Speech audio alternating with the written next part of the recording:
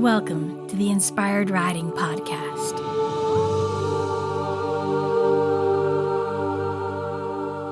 I'm your host, Beth Lauren Parrish.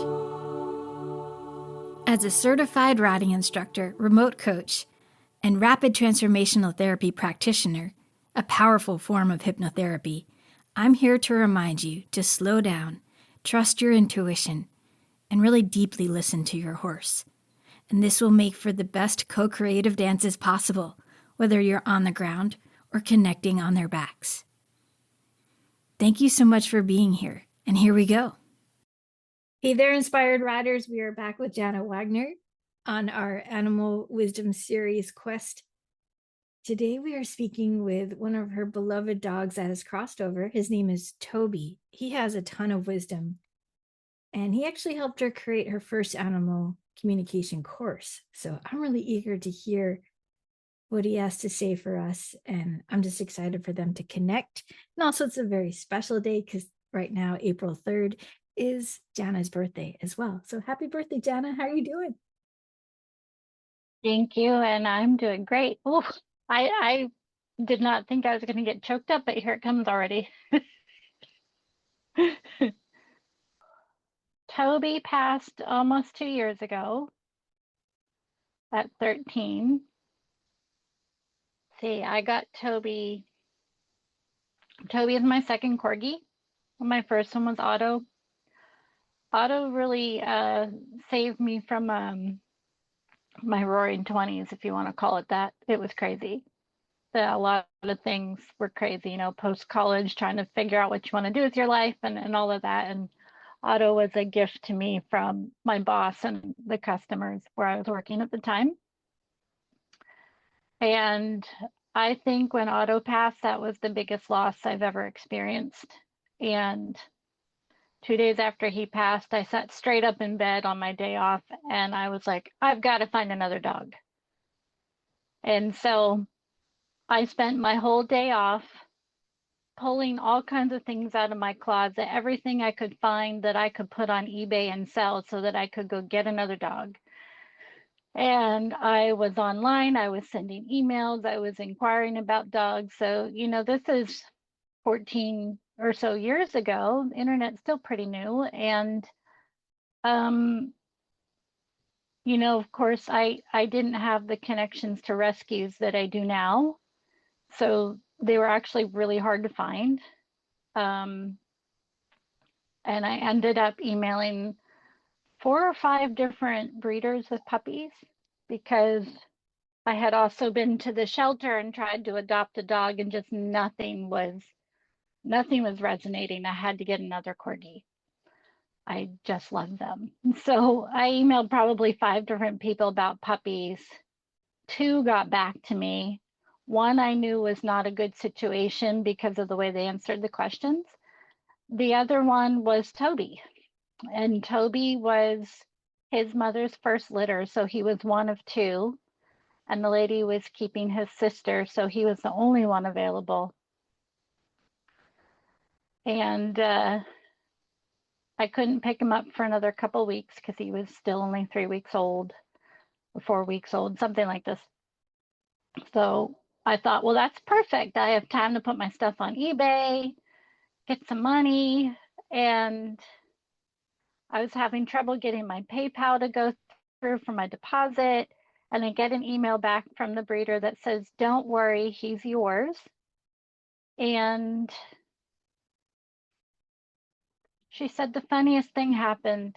My email wasn't working, but your email came through, but no one else's did. Of course, that's what happened. Oh my gosh. But this was early on in my animal communication life and realizing that I'm a manifester and didn't know it.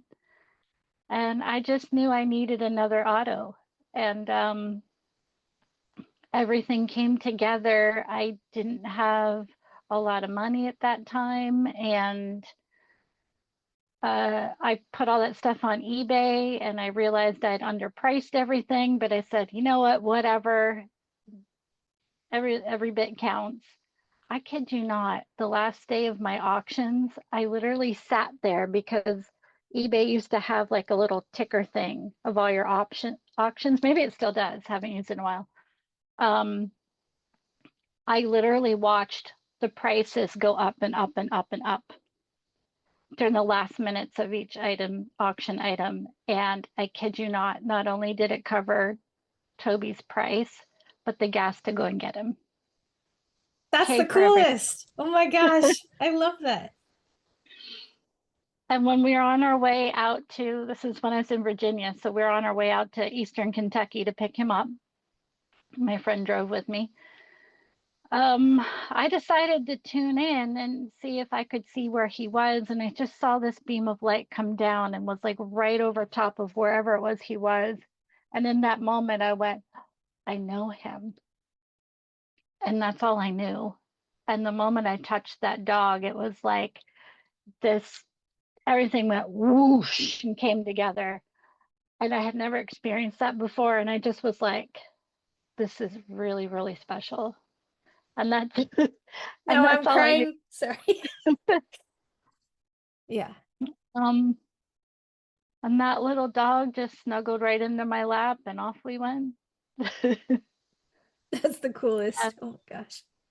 he just brought so much joy to my life. It was the longest 2 weeks of my life between dogs waiting for him, but he was definitely worth waiting for. And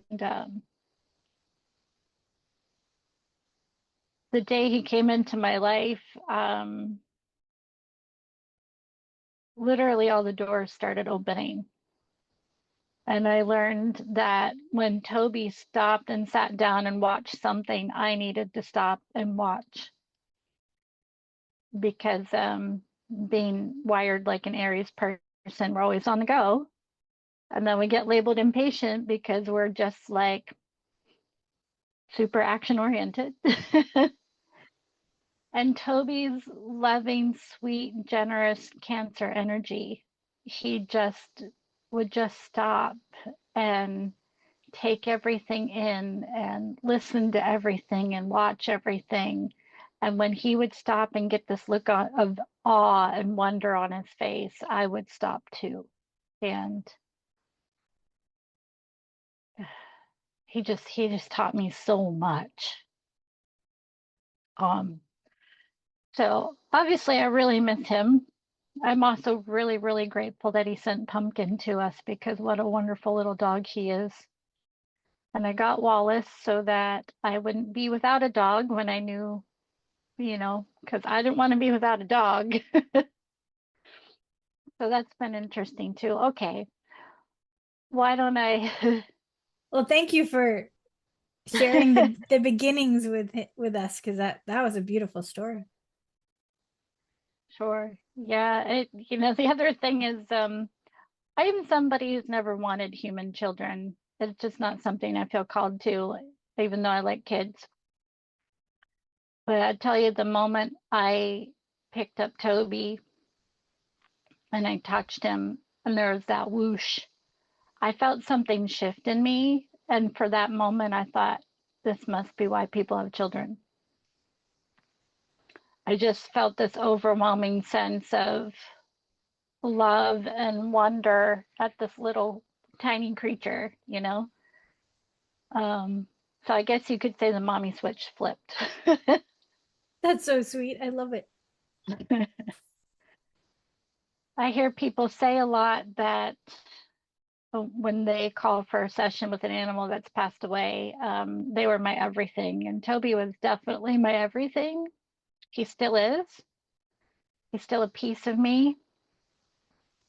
And he said it's important to share that because a lot of people feel this way and a lot of people apologize for it and a lot of people feel like they have to explain it. And he and I just would like people to know that that's a very real thing. And it doesn't mean that you stop living, but it does mean that it was something really, really special, really important. So he said, don't apologize for your feelings. Whew, I hope everybody brought tissues. I meant to say that before I started, but I forgot. So maybe pause and go get a tissue. Um, this little dog is just so incredibly powerful. All right. Toby introduced me to my animal communication teacher. He came along to every coaching session I had. He would just sit and stare at Sandy and wonder. He asked if he could help teach a lesson during one of her weekend workshops, which he got to do. He just he got the pastor at our church to invite animals to our monthly healing service because he asked if he could get a blessing. And it was just the coolest thing to watch Toby walk up for his blessing up the our church is pretty, it's old, so it's big and old, it's beautiful. Just watch him walk up that center aisle and sit down and just gaze at our pastor like like he was God. That's so sweet. Oh my goodness. Obviously we know it was about the connection, not that he's God, but Right. Yeah.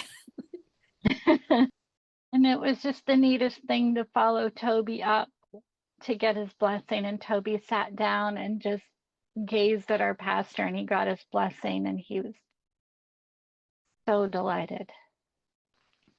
We used to live in town about 2 blocks from the church, and Toby would, when we go for our walks in town, he would take me right to the church doors. He'd be like, "Let's go visit." He just loved it there, and he loved all the people. There is something in that building that is really welcoming and special, and even if you're not someone that subscribes to such things, it's worth going in those buildings and just feeling the love that's been cultivated there. It's really tremendous. I believe it. Just wondering that Toby, he was encouraging me to go ahead and share what I wanted to share. This dog just had infinite patience for everything. He had joy for everything, wonder for everything. And the time of my the time in my life when I got him as a puppy, Otto was my first dog I had as an adult, so that loss was extremely hard.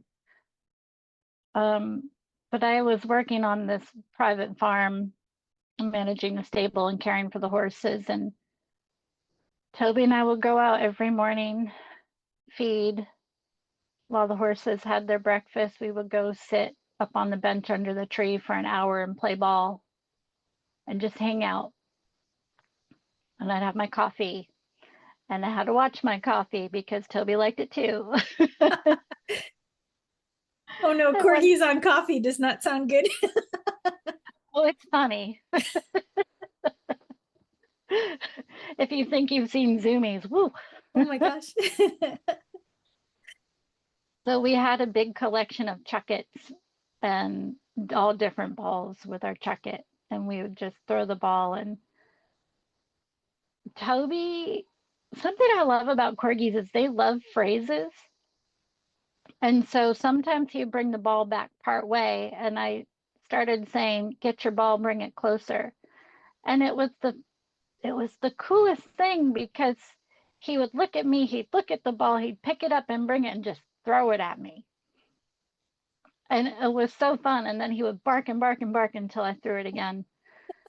And sometimes I would, you know, look up the weather while we were sitting up there to see what the day was like, see what our day was going to be like. And I'd look up from looking up the weather and he'd be sitting like in the middle of a whole bunch of geese in the field, just sitting there with his nose in the air, smelling the air, taking in the sun. And I would put my phone down and I would just stay right where I was sitting and do the same thing. And one day I got this brilliant idea. I thought, well, it was. I said to Toby, how did people know what the weather was going to do before we had forecasts and smartphones and weather apps and TV? And he said, well, let me show you. And so I closed my eyes and he said, just listen. Listen to all the sounds around you. Now start naming every sound you can hear.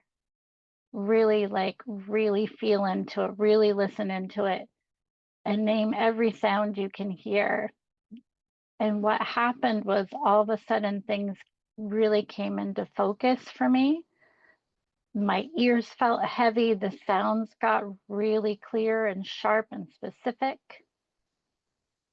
And he said, now listen between all the sounds. And I feel like I heard the most beautiful symphony you could imagine. It was just all these tones and their perfect harmonies that you could pick out each one individually. And I said, what is that? And he said, that's the sound between the sounds. That's where we receive all of our information. And then he shifted it and he said, now what do you think the weather's going to do? I said, well, it feels like it wants to rain. And of course, my human logic mind said, but the app said, he goes, what do you think? I said, I think it's going to rain. He said, what time do you think it's going to rain? I said, probably about 10:30. Why do you know did it not pour at 10:30 that morning? And I just was like, okay, I'm a believer. That's super cool. Oh my gosh. From there, what he did was teach me to use that skill as part of animal communication. So that's where I listen when I listen. Because when you can get in between all those spaces, all those pauses, all those sounds, you hear the stream of consciousness and you can literally tune in with a specific individual or a specific animal. So this is the how of how you can talk to all species, all of them, because it acts as a translator too. And then I keep kind of just checking back with Toby. I'm like, did you want me to stop so you can share? And he said, no, go on. And then, years later, he started to introduce me to, okay, my teacher is very heart centered too. And I started to learn it when I was working with her. But then Toby started to teach me about how to use your heart field, so your torus field or toroidal field.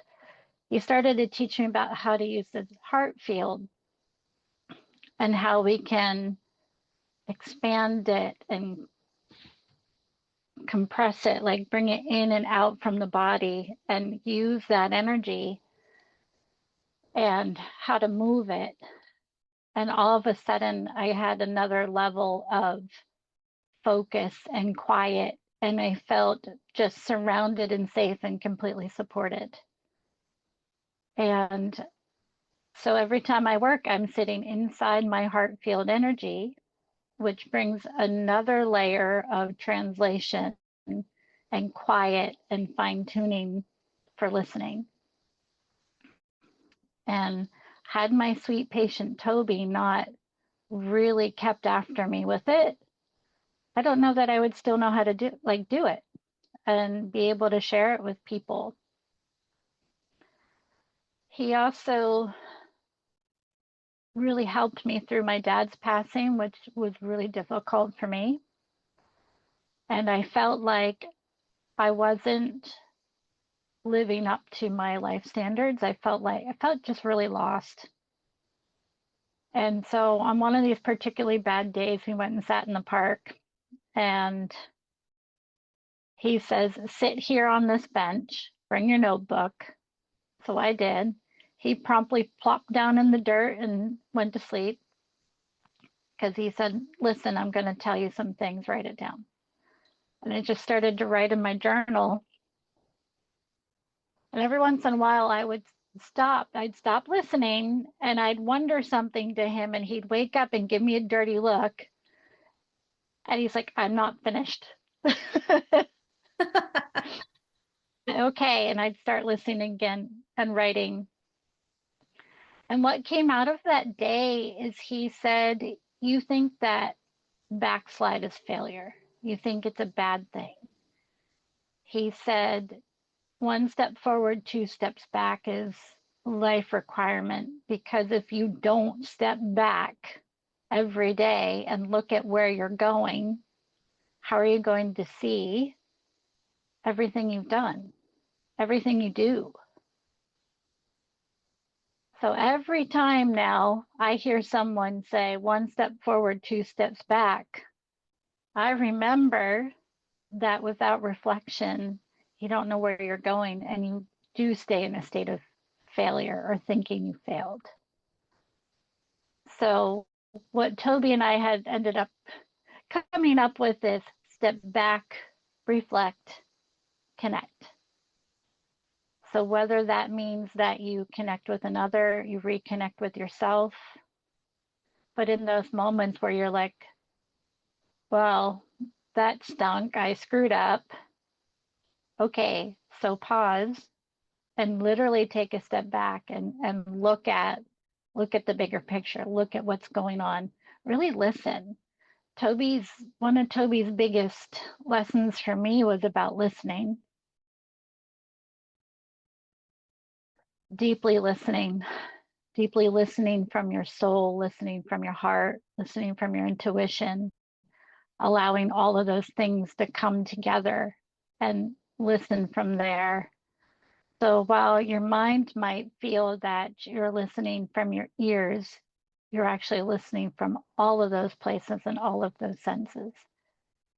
So when I did finally teach an animal communication class, Toby was like at the wheel, telling me everything, how I was going to teach it, what order I was going to teach it in, what topics we were going to do, so that everything built on the next skill and gave a really clear foundation. And he wanted to teach these skills of listening between the sounds and listening through your heart and setting up your space. Everything he taught was his wisdom, and to give you confidence, to set you up to be successful, and how to address it if you started to doubt or question your abilities that were opening up. And he wrote every single one of the meditations for the class. I just listened and wrote it down. And so I had to put an office chair in here for him, because he would sit up here with me when I taught, and he would sit up here with me when I'd work. And it was, I was terrified to teach it because I had never done anything like that before. And it was so easy because he was right there, just, literally holding my hand, and I was speaking his words. And I don't know if it could have been any easier or cooler. It was cool for me because I'm sitting there listening to these things come out of my mouth, and I'm like, whoa, that was cool. I just want to say, how cool is it that you taught the animal communication class through the words of your dog? Like, that's just amazing. I love it. I just wanted to acknowledge that. And thank you, both of you, because I've learned a lot, even though I was doing it quite a bit before I even met you, and it really heightened my skills. So. He said, anytime, Beth. He said, would you thank Beth for helping complete my meditations by bringing them to life? Oh, you're welcome. That was really fun. Yeah. So Yeah. what ended up happening with those meditations, I wrote them out, and then I was like, how are we going to record these? So I messaged Beth, and I was like, So, can I employ you to record and create these? And the meditation for the sounds between the sounds, we actually had to figure out how to go outside and get some nature sounds to use because he didn't want it set to just some music track. He wanted actual outdoor sounds. And I was having a heck of a time finding anything that wasn't next to a road. Yeah, and our place has lots of birds, and Pepper came walking up to me, and that was really cool. Yeah. Oh, it was really cool. So yeah, Beth went out onto her property and sent me like a clip of the sounds, and Toby said, yes, that's the one. And I love making meditations. So you guys sent me the script, and that was pretty easy for me. I just got to record and put it together with the music for the other ones. Yeah, they turned out just awesome. Okay. Toby's so lovely.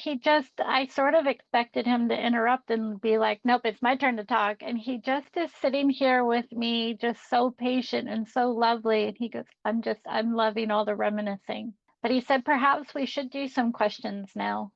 Did you want to start with a question, Jana, or would you like me to? Okay, I did kind of ask him something. I wondered what he's been doing since he passed. And he kind of chuckled and said, you know what I've been doing. Hey, that was my question too. But he said, I understand. Let me share. Let me take you to the day I transitioned. I would like to attempt to normalize this in some way, not to make it normal, but to bring understanding and maybe some peace for others. It's really important. It's really important to be there for each other. It's really important to hold hands throughout your relationships, to hold hands through the transition, literally and figuratively. The loss is great, and the loss is also a tremendous gain. The piece where I would like to normalize is to watch for the gifts that come in this part of life.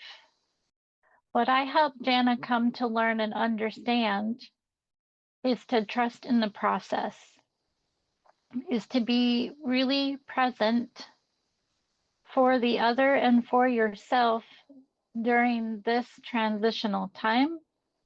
And while I was sad to be moving on, I was also really excited because I had all these gifts for Jana that I had to wait for the timing to give her.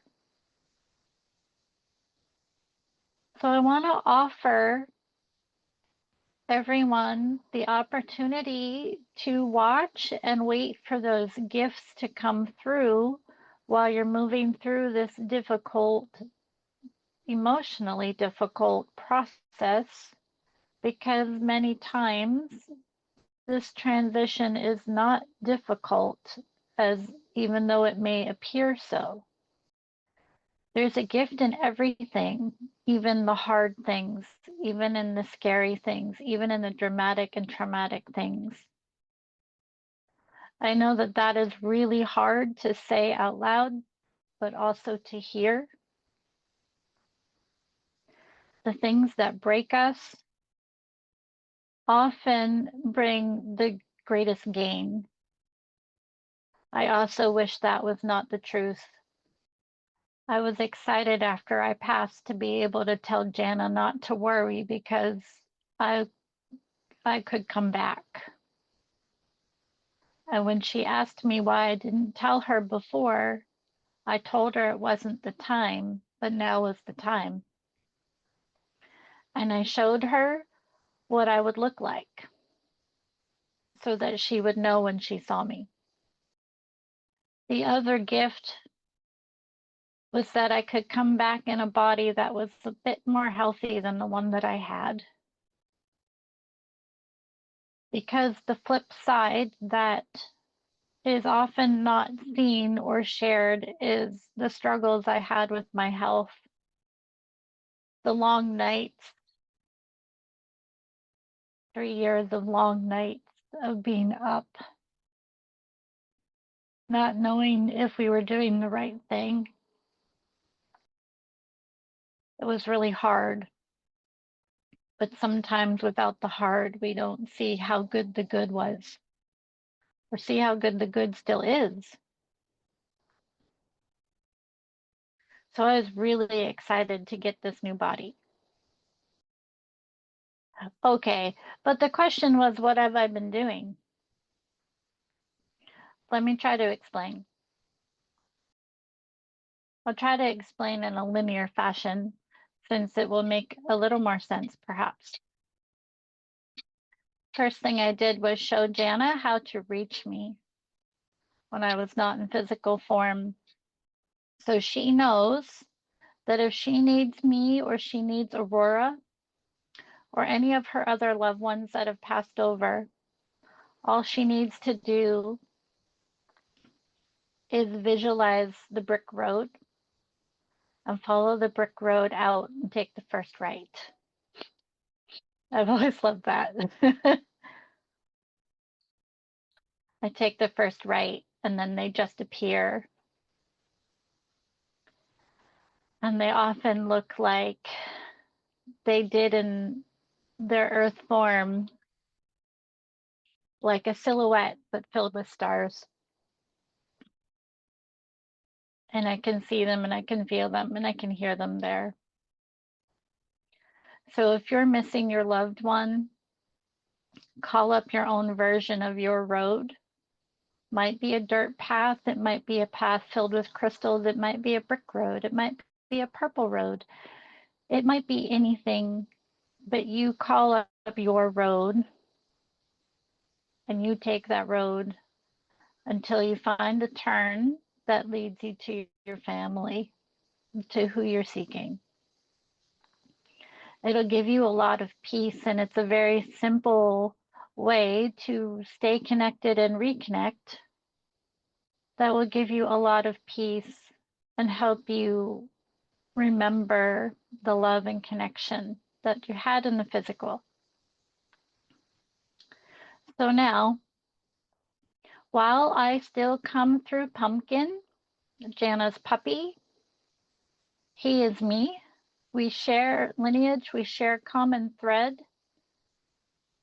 He is me. We are each other.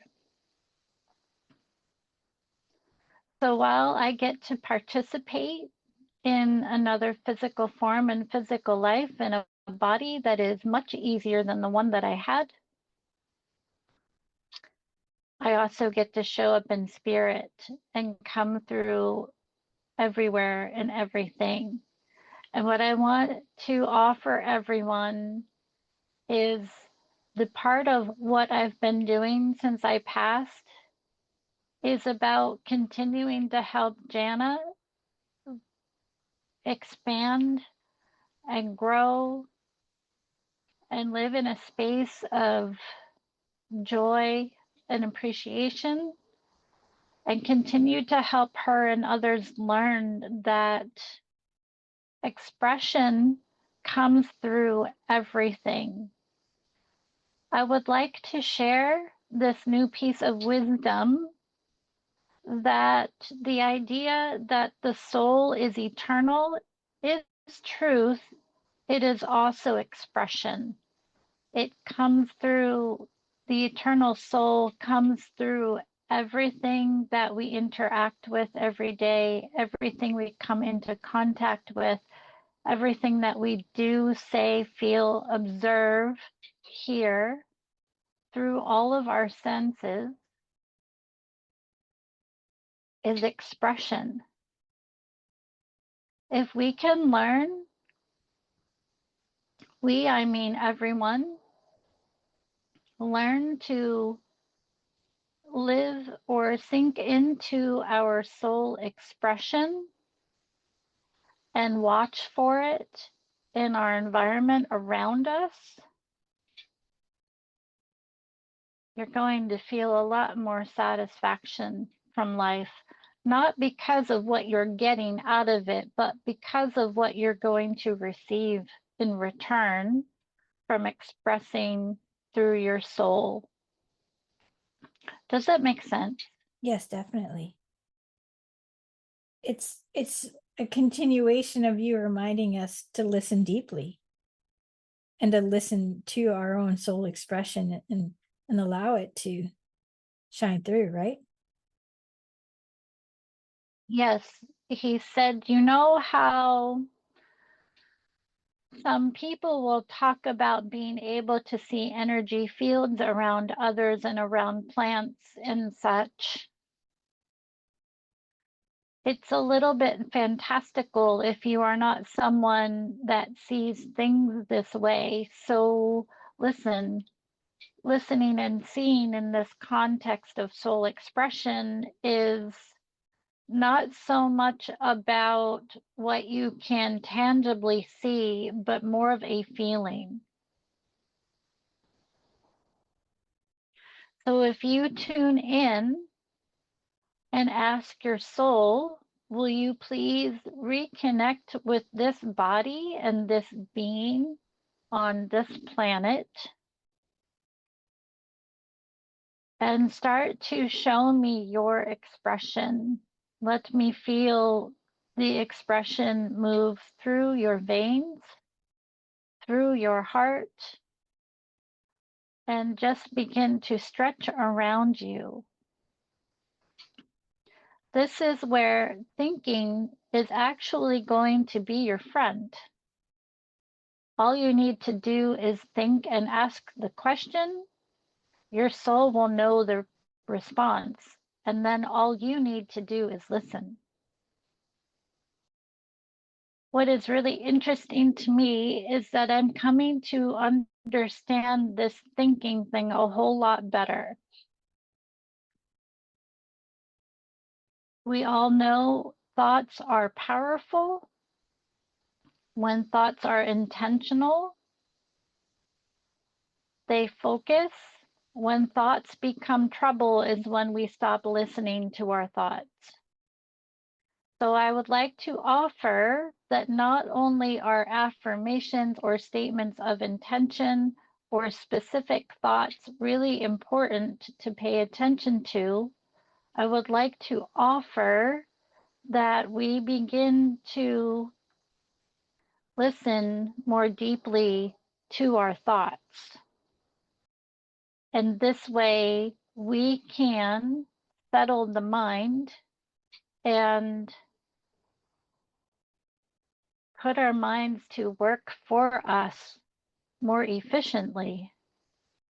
What I'm trying to express is a continuation of deepening into and expanding your senses, which increases awareness. Okay? Everyone understands the word awareness, but what does it really mean?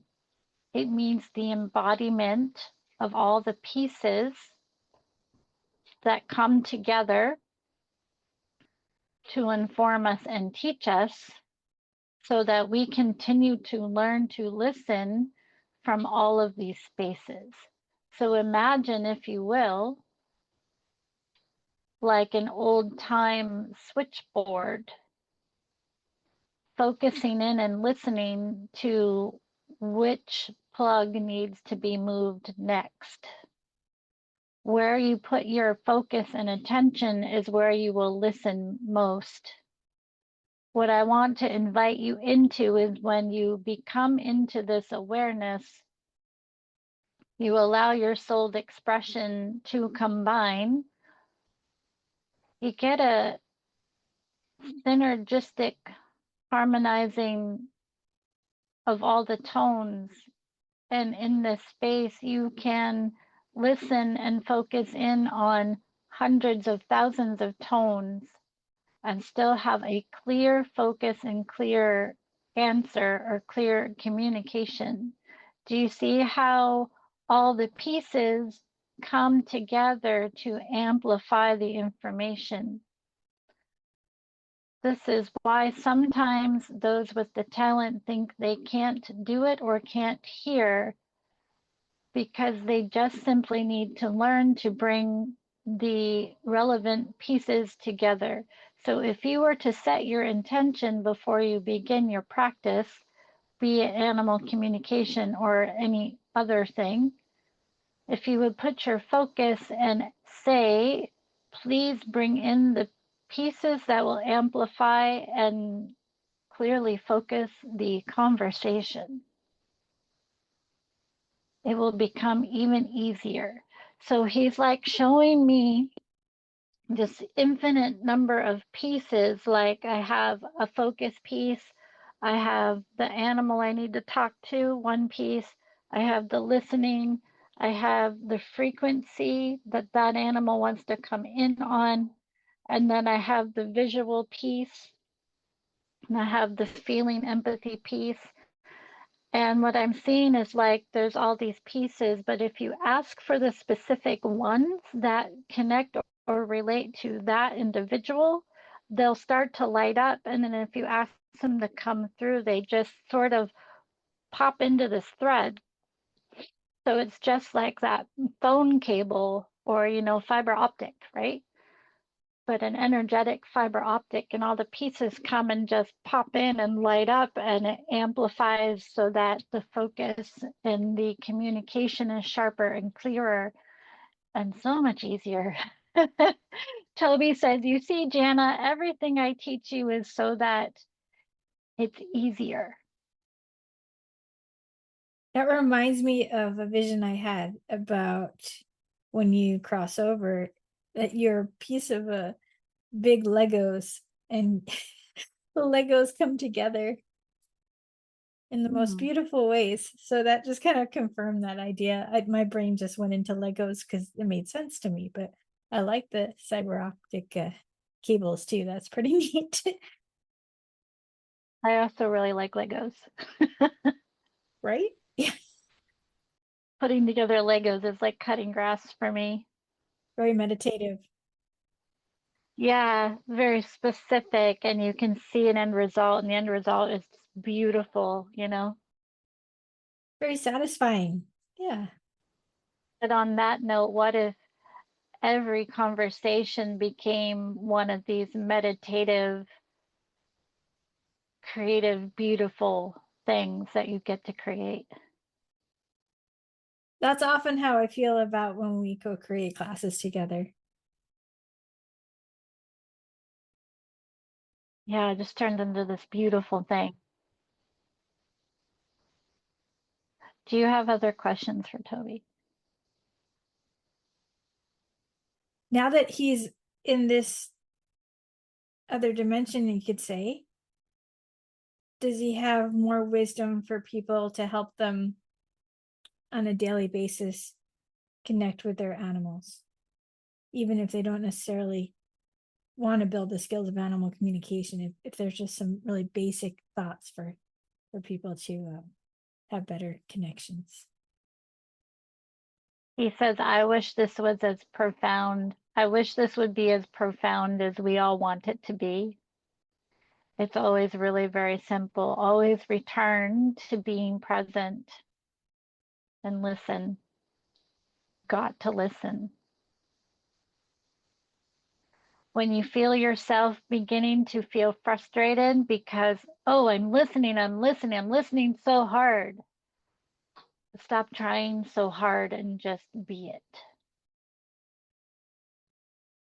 Listening starts with presence and being really present. And then allowing the sense of your vision to come into play and just watch and observe and just start getting a mindset of wonder and start wondering about everything.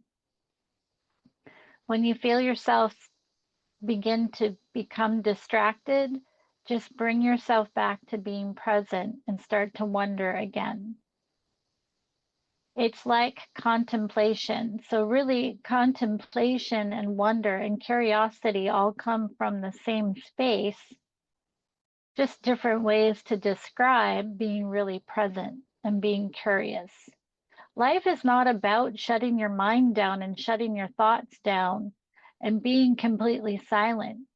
Stillness comes through the practice of being present and through the practice of listening. I want to try to describe listening in a little different way. Okay, here is how we're going to be responsible and listen to our thoughts and also put them to work for us.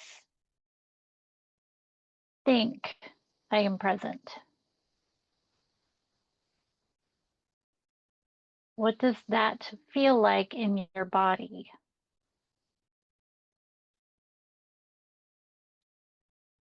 Think and ask yourself, what does being present feel like in my body?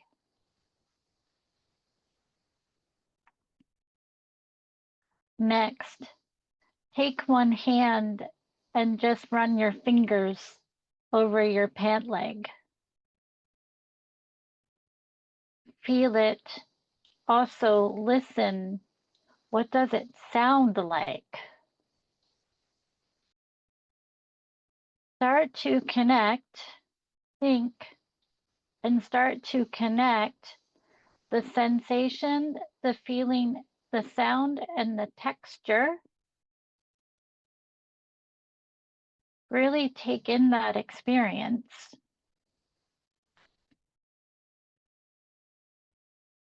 How present do you feel now? Think, I want to hear my heartbeat.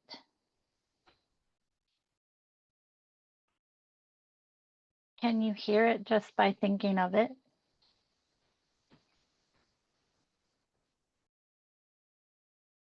If you need reinforcement, place your hand on your chest. Feel your heartbeat and listen to it. Maybe you will hear it in your chest. Maybe you will hear and feel it under your hand. Maybe you will hear it as the pulse in your head. Now think. Listen with my eyes. Do you see?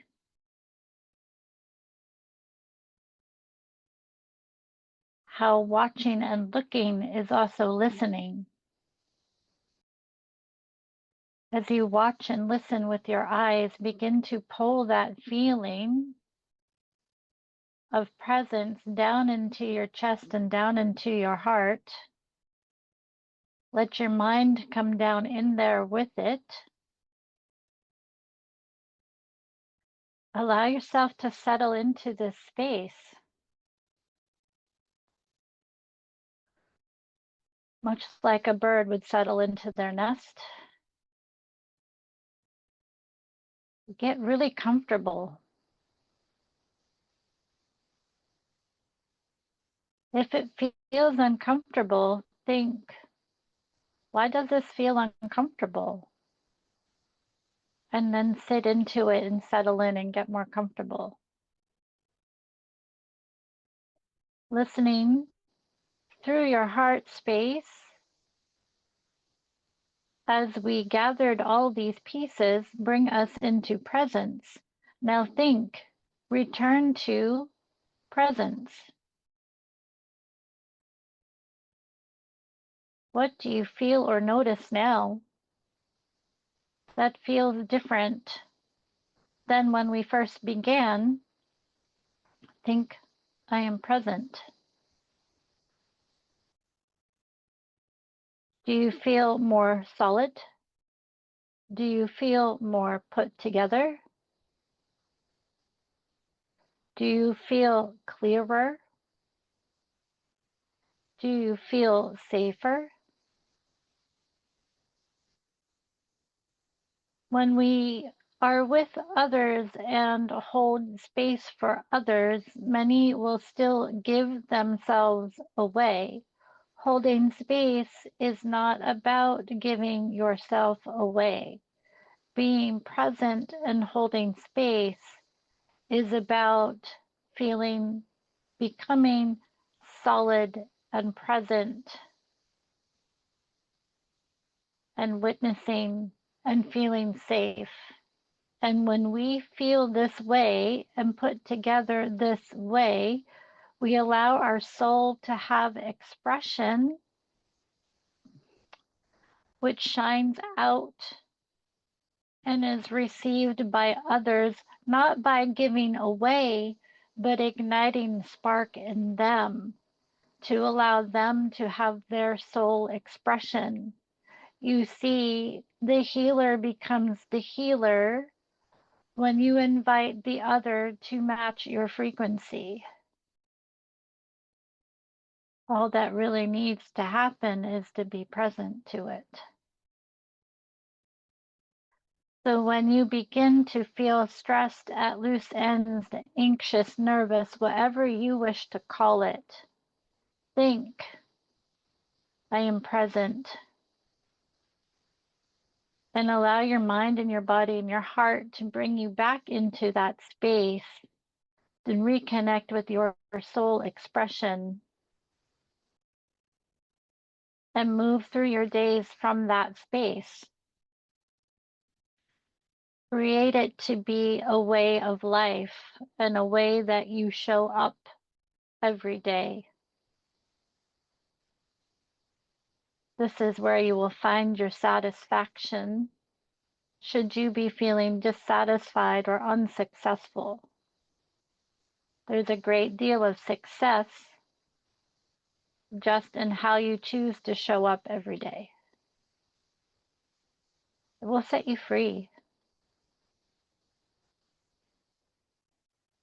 It will set you free from everything that is heavy and hard in life. And it will help you receive the heavy and hard things in life. Doesn't mean they won't be hard. It does mean that you will be present to what is presented to you so that you can receive the gifts.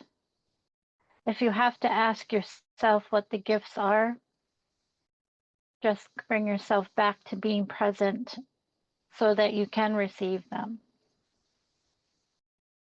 Well, that was a phenomenal exercise in teaching people how to become more solid and powerful without necessarily even doing animal communication. So thank you for that, Toby. That was awesome. It feels like everything that I had been learning that he taught me, like everything from the last 15 years, just like literally all came together just now, all of it. He's reminding me to offer to everyone. We hear trust the process all the time. And he just showed me the entire process. It's difficult to be patient when you're eager to learn. The thing is, you have to live it and experience it. You know, I turned 50 today, which is wild to me.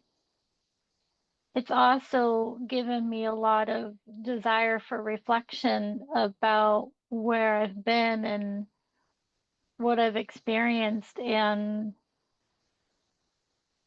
the only thing I miss about my 20s is my body was a little more mobile than it is now.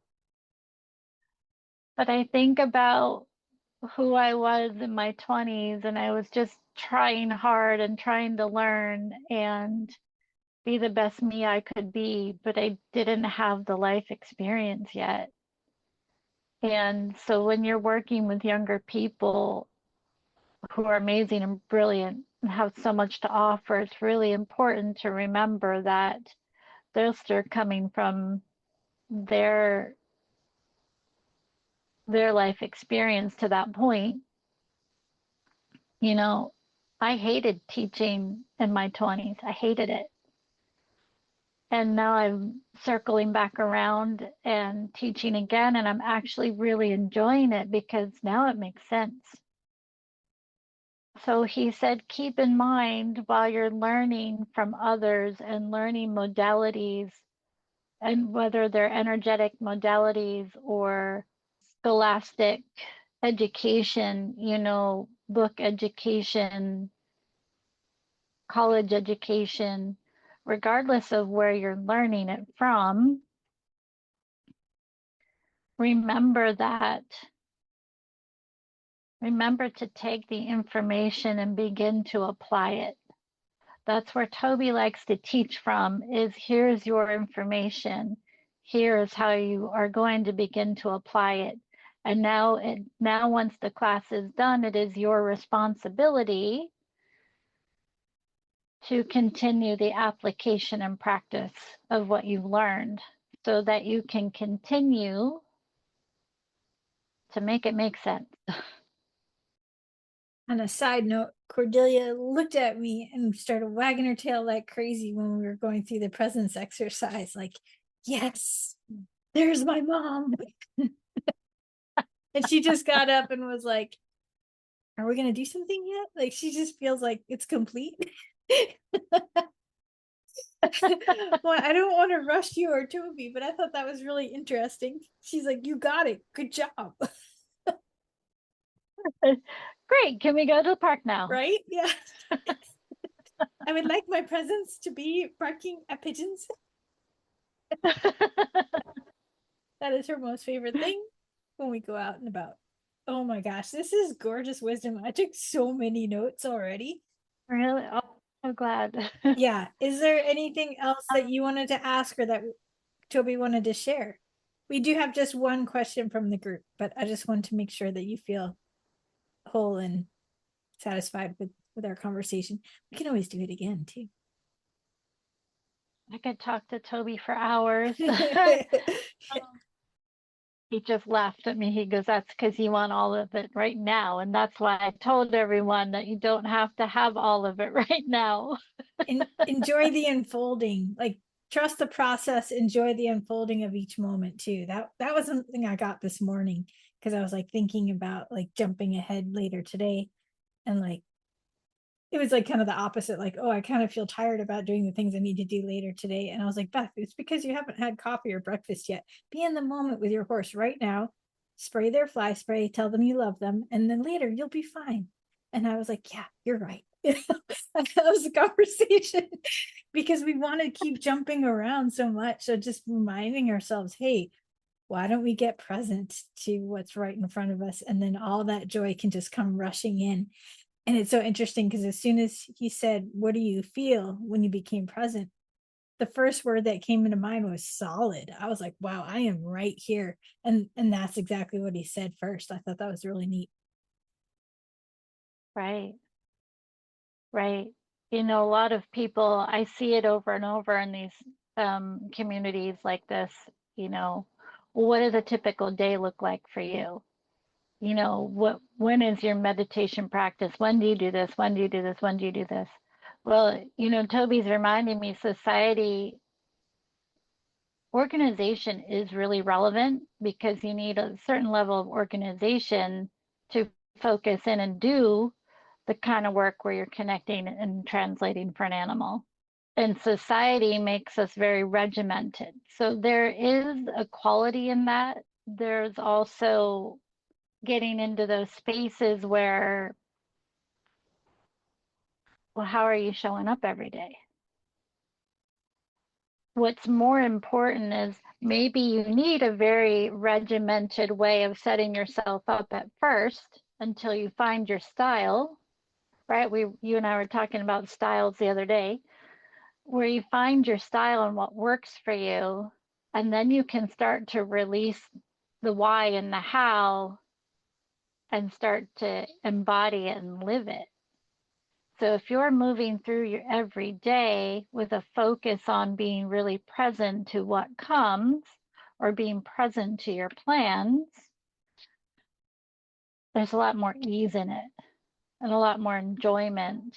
And I know what you're saying, Beth, because I have my whole day planned for my enjoyment. And there was a point this week where I thought, oh, I've overbooked myself. That's typical. What was I thinking? Maybe I don't want to do anything. And then I started to feel into all the things that I planned. And they're all things that I love and enjoy. You know, it's my birthday. You don't have to clean your stalls. I'm like, oh no, I'm going to because I enjoy it. You know, it, I love taking care of my animals. Like that's what I live for is taking care of my animals and spending the time with them. And so what and he he's so cute. He said in closing, what I wish to offer is instead of focusing in or hyper focusing on all the things you must do that day, just think and be aware of what you need to do that day, and then just be present to how it unfolds. You'll find a lot more satisfaction. Beautiful. Thank you, Toby. I still miss him. Well, of course. And I probably always will. Even though he's right here with Pumpkin, he's right here all around me. I still really miss him. So again, he said if we would normalize something, it's absolutely valid that your animals are pieces of you and you miss that when they're not there. Or you can do what I did and buy an expensive stuffed corgi dog that looks just like him to sit on your desk. That's so sweet. Well, this goes right into line with just the one question we had from Carrie. She said, why did the universe send me cats when I asked for a dog to love? And she said she misses her wiener dog so much it physically hurts. And I know that feeling for sure. Toby said, why don't you just go get a dog? There you go. Just go for it. Yeah, that's good encouragement. I like it. He said, the more the merrier. Okay. He said, I hope this is okay, Carrie, because it's going to be a little bit personal for you. He said you got cats because it felt lighter and easier at the time. He said that perhaps on some level there is still some healing that needs to happen for you and your late dog. And this is why. He said he feels reservation around the replacement of your beloved dog. And he said, if I can give you peace and permission that I know for a fact that your dog does not feel replaced, he feels so loved. He is just waiting for you to feel okay so that this next dog can come into your life. Although sometimes healing happens by going ahead and just getting the next dog, because the next dog will help you move through it.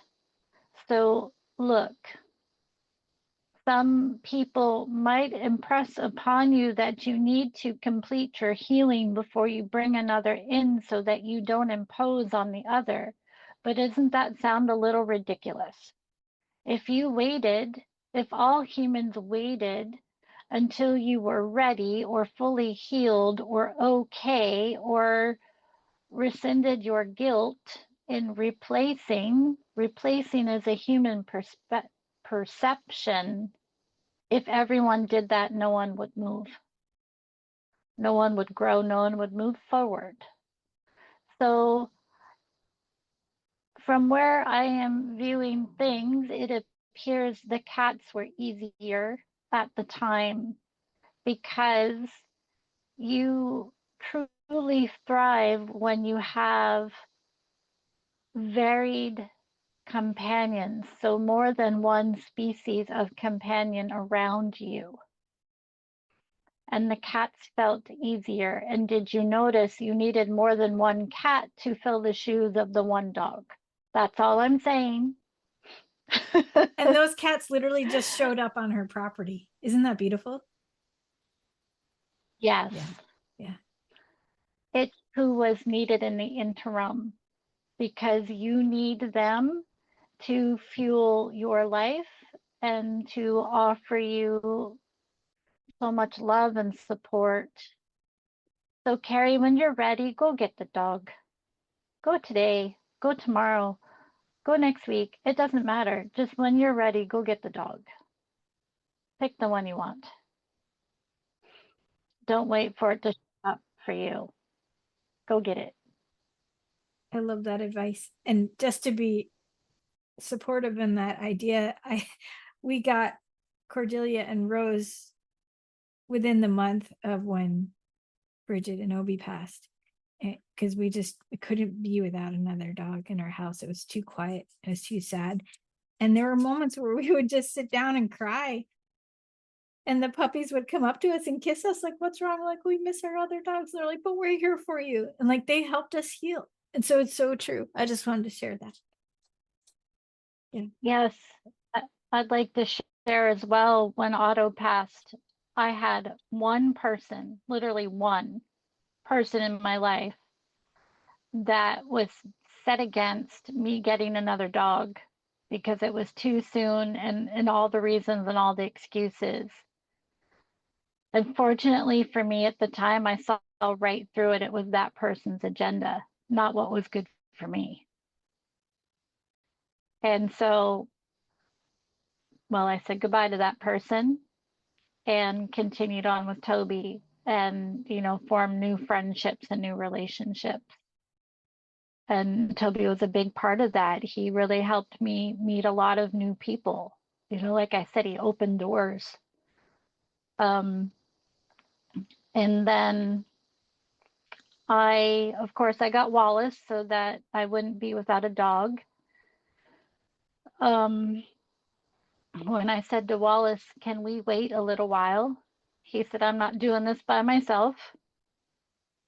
And I said, okay. And I was ready to go drive somewhere the next day and pick up a puppy. But I was not finding the one that Toby showed me, so I didn't. And 2 days after Toby passed, Pumpkin pops up, and he was gifted to us. So what's so fascinating to me is the spring before Toby passed, he passed in July, I had signed Wallace up for an agility class because I thought it would be really confidence building. I thought he would enjoy it. Wallace hated it. He went to one class. He was like, this is terrible. I don't want to do this. And so the next week rolled around and the next class rolled around. I'm like, come on, Wallace, time for class. He went and shoved himself under a chair, would not come out. Oh my gosh. And I,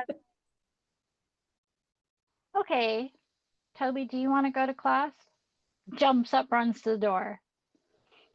So Toby and I went to the class, and he was starting to make his transition at that time. Like, I knew that. And it was hard for him, but we had the best time. And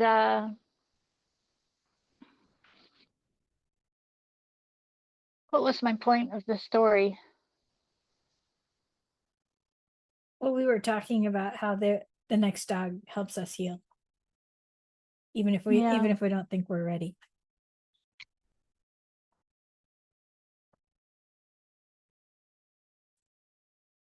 Gosh, I don't know. We just had the best time. And,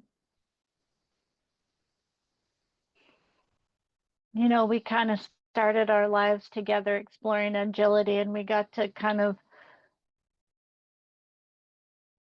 it was like one of those full circle moments. I like booking. We just really enjoyed that together. And I don't know. I think there's another point. It's left my mind. But when Wallace and I, you know what, that's what's really special is Wallace and I made the decision to get the next puppy sooner than later. And again, I only had one person say to me, you need to get over this. You need to heal. You need to be okay. You need to be in a good place before this puppy comes home with you so you don't stress him out. And I thought, well, that doesn't make sense. Yeah, you've got to listen. You've got to listen to your heart. Everyone 2 else, weeks later, pumpkin. 2 weeks later, you got pumpkin. Yeah, everyone's going to have their opinions. And I love how Charlie explains it. Would you let other people tell you how to brush your teeth? No, it's like, unless it's your dentist. I mean, it's just like, okay. Yeah. Like, Well, yeah. Toby is offering that maybe those people are placed in your path to help you discern Mm, what it is that you want, yeah. Yeah. what it is you desire. And he said that he could take the time to go into greater detail about you're not replacing your pet, you're not replacing your loved one, you're building on your life, you're continuing forward together. And we never really leave you. And then he says he knows it sounds to me like, yeah, everybody says that. I do what I do and I'm still skeptical, but being skeptical makes you ask more questions and get curious and wonder, right? Yes. It's important. But he said if there's anything that he could encourage those that feel that they're replacing one, and the guilt around that is, would your animal want you to deprive yourself of great love? He said, I don't think any of us would want that. Don't deprive yourself because it's okay to feel guilty. It's okay to feel sad. It's okay to feel the feelings. Don't deprive yourself. Yeah. And you don't have to be in just one feeling. You can feel all the things at once. That's what part of being human is. Right. 'Cause, maybe all my dogs and my horses have shown up in one way or another, but I was also looking. I wasn't just sitting there waiting for them to show up. I looked. I asked. I got really clear. Um, Otto had he had no white markings on his face. Most corgis do. He had just these striking black lined eyes and these black lines back past his eyes. Like he was so striking. And I wanted another red and white male with black eyeliner. And Toby had it. It was not as dark as Otto's, but my gosh, sometimes I have their pictures side by side and I still can't tell them apart, even though their markings are different. That's amazing. Oh my gosh. Incredible. And then I keep seeing all these pictures pop up on Facebook of Toby when he was younger, and darn as if it's not the spitting image of Pumpkin. But what's really cool is they couldn't. Oh, that's why I was talking about the agility. When we were in agility class, I wondered to Toby, I said, do you ever wish that you had a smaller, more agile body Mm. and a tail? And I had this picture or image of what this dog body would look like that would still be very much the essence of Corgi, with the happy tail, with the big pointy happy ears, but like springs in his legs. And then Pumpkin shows up, and one day I was like, oh my gosh, did I manifest this, or was Toby like, how did this even come about? Was Toby giving me a preview of what his next body would look like? Or was he taking notes? Or were we just having this experience together that poof, there's Pumpkin in exactly this body, right? Well, if time folds into itself, he could have just literally been tuning into that next energy, right? Yeah. I love that so much. Isn't that neat? Because that little dog, holy moly, he just has springs in his legs. And like watching him run is pure joy. And like we go in the basketball court because it's fenced in at the park, and he just books it and then jumps over the lines and he just like sails through the air with it's just such a tremendous joy to watch. Um, I have not gotten Pumpkin to an agility class yet, but maybe one day. So fun. Pumpkin was funny this morning because we asked the squirrels before we started chasing them, and the squirrels actually think it's a pretty fun game. So, and we're not fast enough to catch them either. So, but I'll see the squirrels sitting there watching us coming. They'll go, "Oh, it's just the corgis," and keep doing whatever they're doing. And then they're like, "Oh crap, they're coming!" And sometimes they'll run back down the trees and up the next one because they're playing with us. Well, today there's a male and female geese down by the pond they nest there every year. So I started hanging out, and Pumpkin's like, I wanna chase the geese. And I said, no, we don't chase our friends. He goes, but the squirrels are our friends. I said, okay, but those friends agreed to play with us. The geese are gentle friends. They didn't agree to play with us, so we don't chase them. He's like, oh, but I want to. But he listened, huh? Yeah, That's yeah, so he good. did. That's so good. He did. And lastly, Toby was the one that taught me how to sit among the geese. Geese are big and they can be a bit scary. And how many videos have you seen of them chasing people? Yeah, I've had some Well, scary moments on the golf course with them. They make me have my heart race a bit. So, yeah. Toby taught me that if you don't look them in the eye, they won't bother you. Because what I did was I asked him and then I watched how he moved among them and he never looked at them. And one day we were at the park sitting in one of our favorite spots by the pond, and I closed my eyes and we were just sitting there so quietly. And when I opened my eyes, the geese were all around us, like 5 feet away. And it was just That's incredible. amazing. Oh my gosh. Yeah. Okay. And then my other piece of goose advice is if they do come at you, just hiss at them. Oh, So that's just good to hiss. know. Yeah. I can't tell you how many times chickens, especially, have come at me. I'm like, dude, calm down. And then they're like, oh, I'm so sorry. I'm like, what were you thinking? I don't know. So again, that brings you back to just being really present, right? Yeah, getting All right, curious be afraid. and getting curious about your situation instead of going right into fear, right? Yeah. Maybe fear wild turkeys. They mean business. Oh my gosh. Run.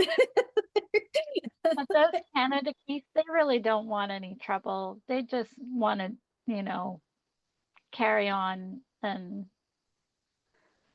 I have had words with some young people harassing the geese at the park. Yeah. Yeah, would you like if I did that to you? Yeah. Yeah, just let them be. I'll tell you, a goose knows how to be present. Oh yeah. We have them Yeah. just in our pond at the neighbors here. And boy, they also know how to party. Like they're really loud. Yeah, right. We had a moment where both horses are just staring at the pond, like, what is going on over there? Right. It's like they rented the Airbnb and they just lived it up for the weekend and then they left. It was like so weird. They can't do anything without talking about it loudly. Well, that could be interesting is to do a podcast on wildlife, right? Yeah, actually, that'd be really fun. I feel like that's what's leading us into next. So yeah. Yeah. I mean, their observations and wisdom for people. Yeah. I was watching the crows this morning. I was wishing I still had one of my dad's really good cameras because the squirrels were just sitting up in the tree, perched so perfectly, watching us go by. And I, I was like, oh, there's no way my phone could capture what I just saw. And so I tried to take a mental picture, and I was wishing I had one of those really nice cameras still. Maybe I'll have to get another one. Yeah. But I was watching the crows today and I was like, did you see that crow just go in the squirrel nest and steal his acorns? And then fly away like I wouldn't do anything. That's awesome. Well, I just have to share really quickly. I think this is interesting, and I wonder your take on it. The crows were super loud the other day, and I always, when they get really, really loud, I figured they have a message for me. So I walked out, and there's like all this kerfuffle on the ground, and I couldn't tell if they were messing with like a black cat or if it was another crow or what was happening. So I asked Charlie to come. I'm like, I think something's really wrong here. So he started to walk closer, and there were all of these crows beating up on another one. And we had never seen something like that. At first, Charlie thought it was like caught up in some string or some vine and it needed help. So I think we were able to save this crow from being badly hurt. It was really interesting because as soon as he got closer, they all flew away. It seemed very like basic and kind of unkind, but there was some sort of betrayal, and it was a reprimanding. It was a in a human term, disciplinary type of action. Oh, wow. Said there wasn't intent to kill, only sometimes some need a harsh reminder. And they're saying, we understand that feels bad to you. You might also call it a reality check. This bird overstepped. And it's not about being put in your place or kept in your place. It's about being respectful in the collective. Ooh, I got chills from that. So interesting. Yeah, Thank you for that. they're funny. They're kind of playing with me because they're like, does that feel better than what we told you at first? And I said, yes, thank you. Oh, I don't like conflict if you couldn't tell. yeah, it was really weird. And I don't know how many people know. I don't know. I don't remember if I've talked about it much, but when I was really little, like 3 or 4 years old, there was probably like 100 crows on my front lawn. And that really stuck with me. And I ever since that, every place I've moved, there's always been crow energy around me. So I just felt like perhaps in the past life or my home planet had some kind of crow-like beings. I actually wrote about it in my book, The String Keeper's Witch, because I love the idea of us being part of a home planet. And the crow energy is always very strong. So that's why when I saw that, I was like, what is going on here? This is wild. That would be a really interesting thing to explore if you wanted to. Like, what if we talk about the crows and what you contracted? What role are they playing? What factor are they in your, I don't know, in your life? What did you contract? Something like this. It might be really interesting if you wanted to kind of dive into that and see what's there and see what more they have for you. I would love that. I think I think people would find that interesting. So, yeah. There's something around respect within community. Mm. And you could take, like Toby's saying, you could take respect a lot of directions. And Toby's like, another day, Jana, because another one of his many lessons is about perspective. Mm. Yes. Yeah. Beautiful. And one of my things, one of the reasons I don't like to do animal communication outside of a scheduled session is because I find it very disrespectful.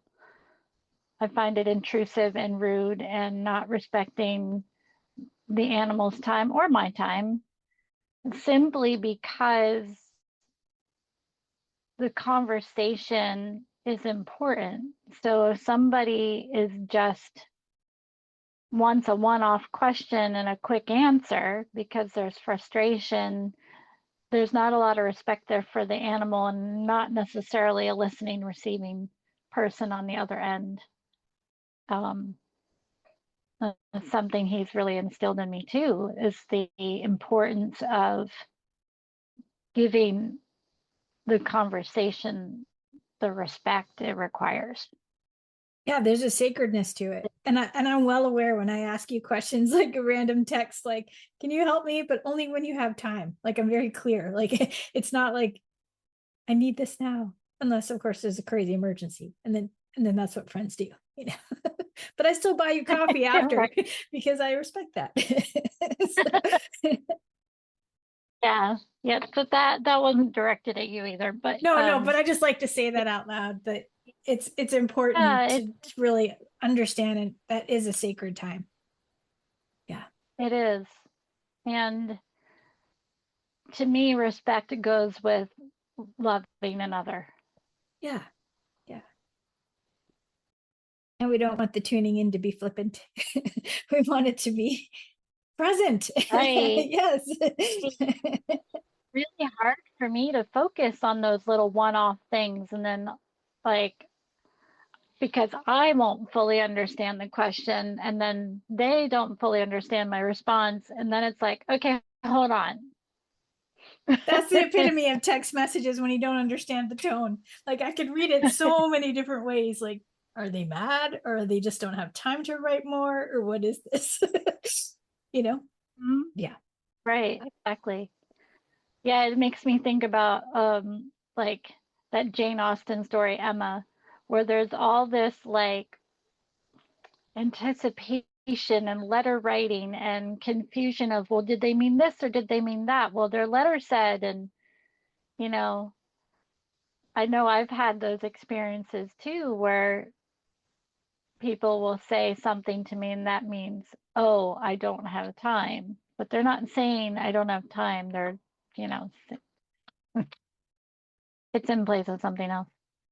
So it's easy to get confused. So again, this is why I like to do sessions in real time and have the conversation, because then if I don't fully understand, I can say, I don't understand. Do you mean this or this? Because then I'm clearer about the question I'm asking. Yeah, that's beautiful. Yeah. That's why I don't like to do emails. Yeah. I do some. I don't Mhm. prefer to for that reason. Totally get that. Cool. So is there anything else, or does that feel complete? I'm just gonna say I love you, Toby, and thank you. Thank you, Jana. Thank you, Toby. That was beautiful.